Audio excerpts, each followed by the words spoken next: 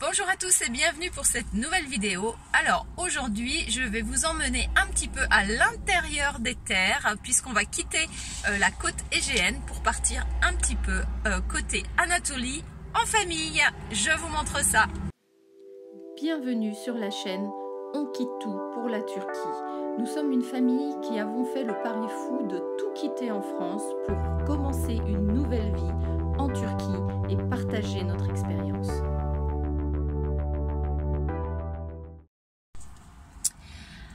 Alors, comme je vous disais tout à l'heure, c'est parti pour à peu près 5 bonnes heures de route puisqu'on a un peu plus de 400 km à faire. On va aller en fait ce week-end dans la famille d'Abdil qui habite entre Afyon et Mirdağ. Donc c'est situé dans l'Anatolie. Et pour ça, donc on va prendre la route. Alors je vais vous montrer, vous allez voir plein de paysages différents. C'est parti! Alors nous sommes partis en fin d'après-midi, nous avons quitté Izmir, les routes étaient quand même assez chargées puisque ici c'est pour le Bayram, c'était 4 jours fériés en fait, donc tout le monde a fait un petit peu comme nous et est parti en week-end.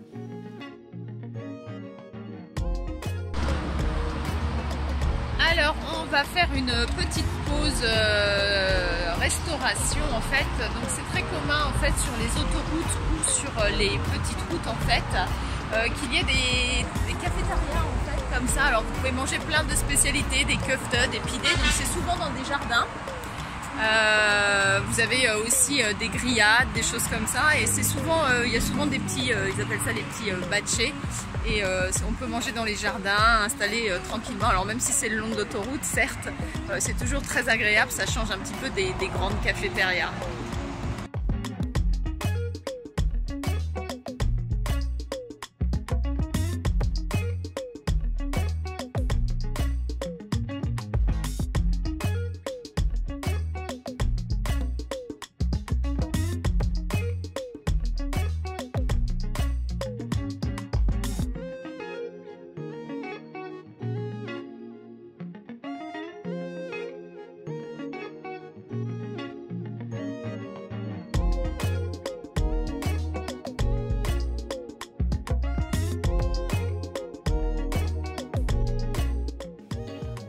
On arrive à la tombée de la nuit sur la ville de Uşak, milieu de trajet.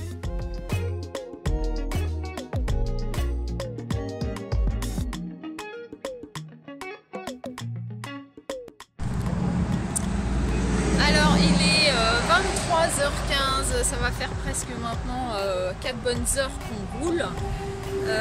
Alors là on a fait une petite halte, on est sur la ville d'Afyon, donc Afyon qui est très réputée pour ses lokoums, donc on a fait une petite halte pour amener des lokoums pour le Bayram. Alors vous avez vu le long de la route en fait il y a pas mal de complexes comme ça où il y a toutes sortes d'épiceries en fait qui vendent des lokoums, qui sont spécialisées dans les lokoums et qui vendent, donc c'est ouvert jusqu'à très tard dans la nuit.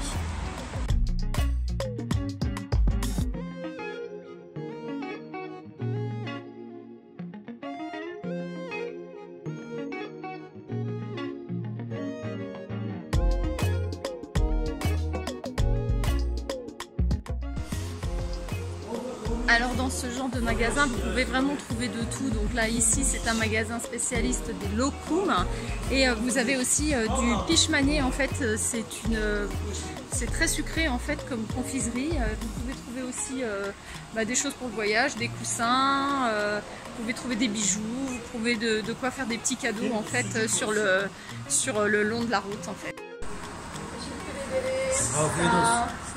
Sa hospitalité.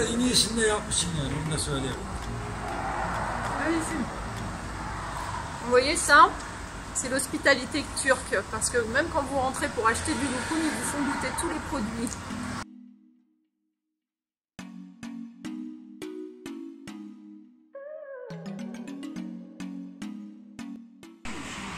Alors les derniers achats sur la route sont terminés, donc il nous reste encore 2 bonnes heures de route et après j'espère qu'on sera bientôt arrivé, on devrait arriver vers 1 h du matin.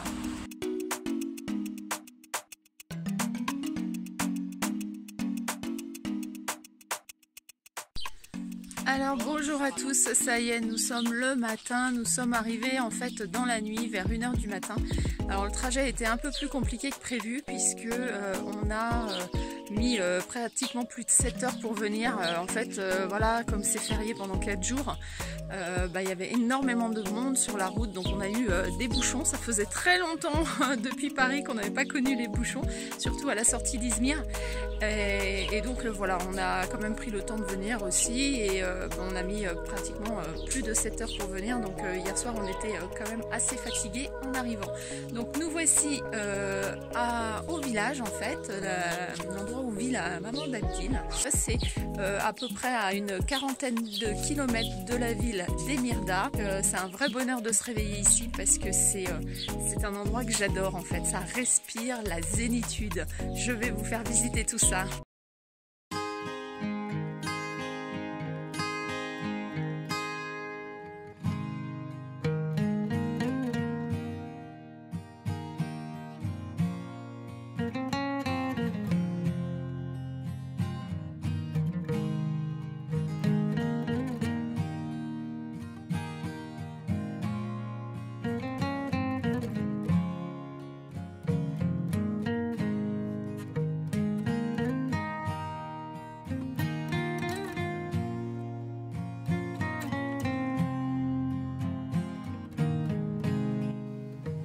Les enfants sont ravis de retrouver leur cousin qu'ils n'ont pas vu depuis longtemps.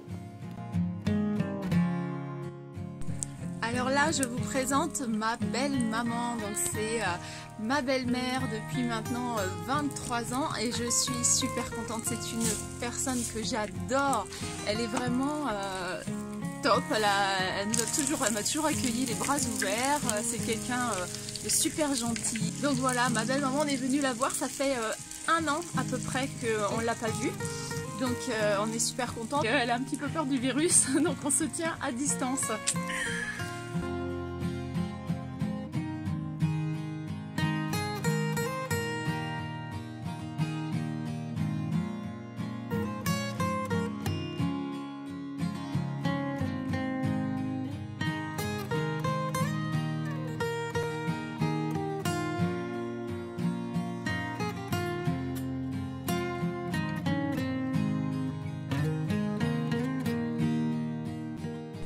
Anne, ne yapıyorsun ekmek bu ne?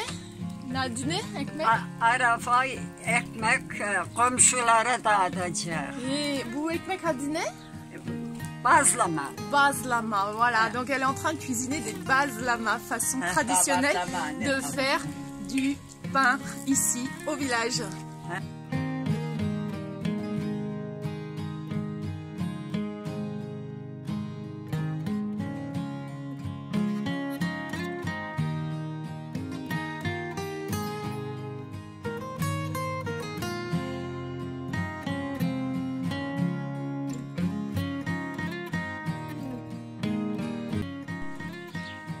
Alors, je commence à me préparer un petit peu pendant que ma belle-mère et ma belle-sœur font le pain.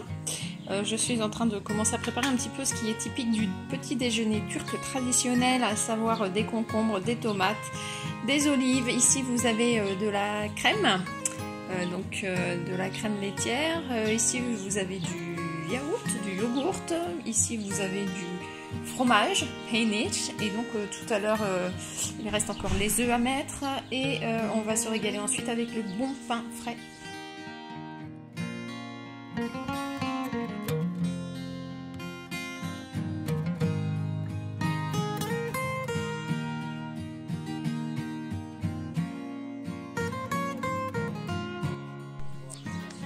Alors, je vous présente aussi mon beau-frère, Mithat. Nasılsın Mithat, iyi misin? İyiyim, sen nasılsın?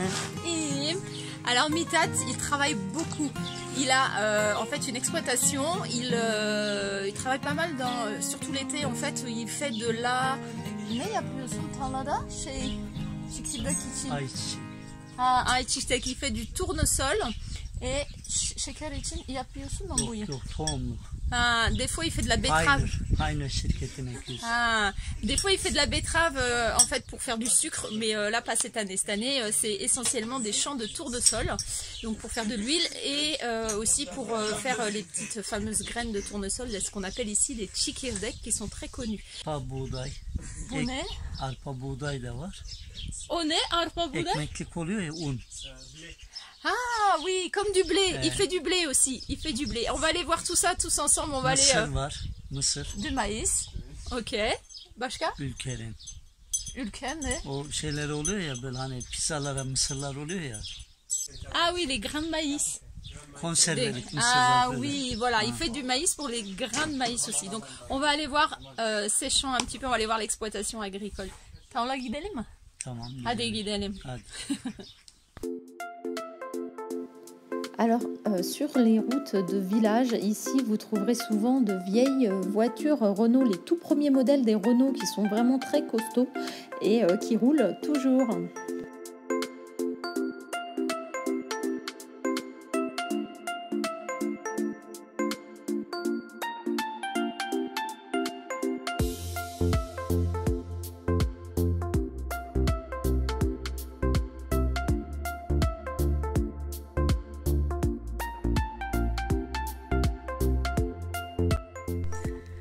Alors nous voilà arrivés sur une partie des champs. En fait celui-ci c'est juste une partie, toute petite partie. Donc vous voyez derrière moi vous avez les tournesols qui poussent gentiment, c'est magnifique.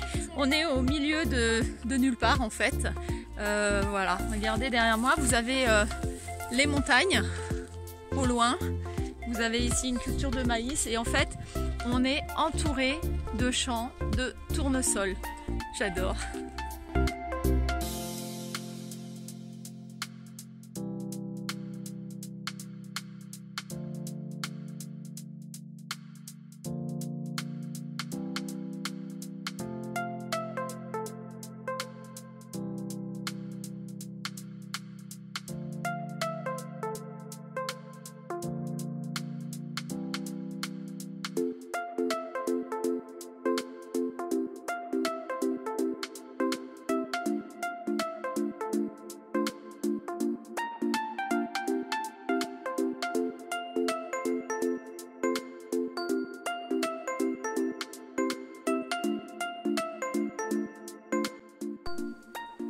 On entend juste le bruit des abeilles qui sont en train de polliniser la feuille de tournesol, regardez. Et en fait, on est bercé par le silence et le bruit des abeilles. Il y a plein d'abeilles en train de butiner les fleurs de tournesol.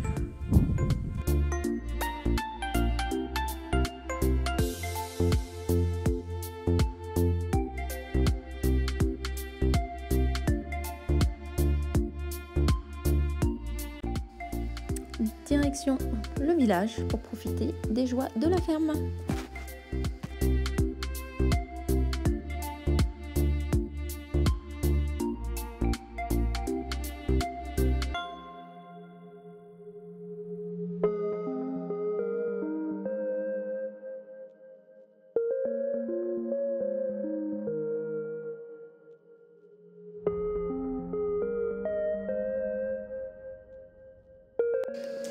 Ici, on vit vraiment en communion avec la nature.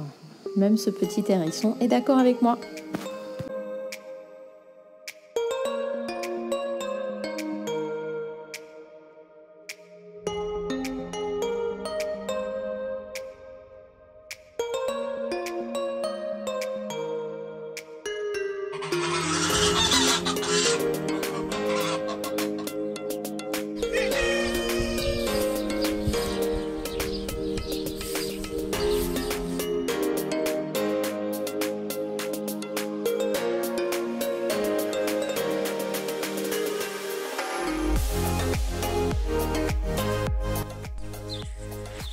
Alors derrière moi vous avez l'exemple typique des maisons de village. Donc maintenant c'était une ancienne maison en fait qui maintenant sert plutôt lieu de cellier, puisque voilà, tout a été rénové. Maintenant il y a eu des nouvelles habitations qui ont été construites avec tout le confort moderne. Et ces anciennes habitations donc étaient en chaux, donc sont en chaux et l'hiver en fait ça garde la chaleur et l'été ça garde le frais. Donc les murs sont faits en chaux et souvent vous avez le sol qui est fait en terre battue.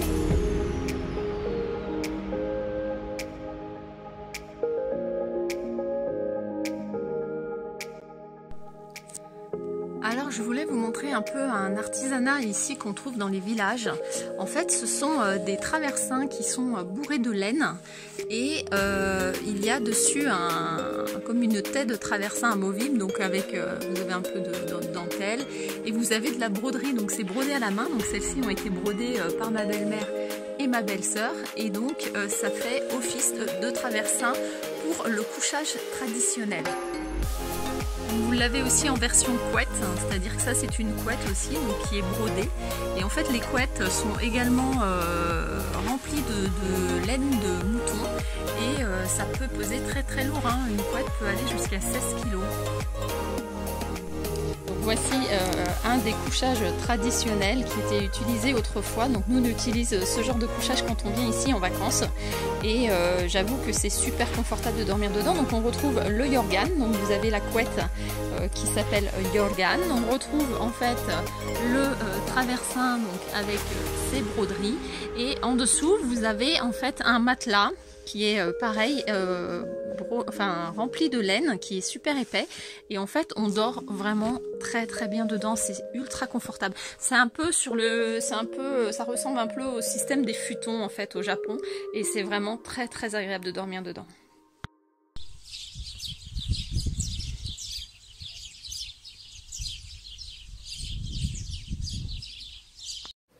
Alors il faut savoir ici que dans les villages, il y a une tenue traditionnelle qui s'appelle le shavlar. Donc voilà, c'est comme un pantalon, en fait c'est le même principe que le sarouel.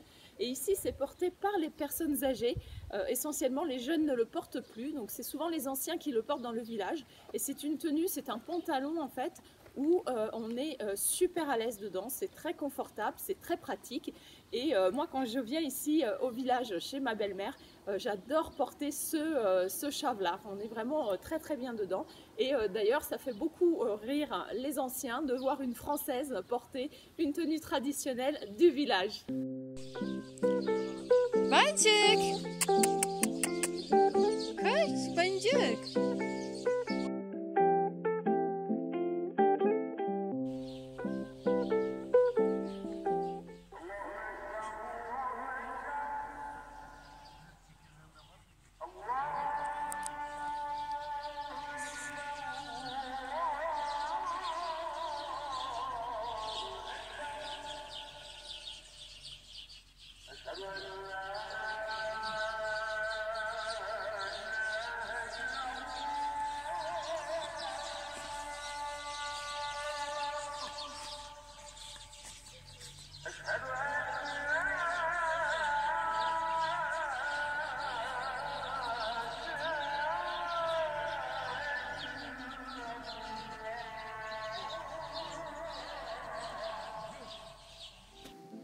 C'est sur le chant de Ezan que je vais terminer cette première vidéo concernant notre week-end au village.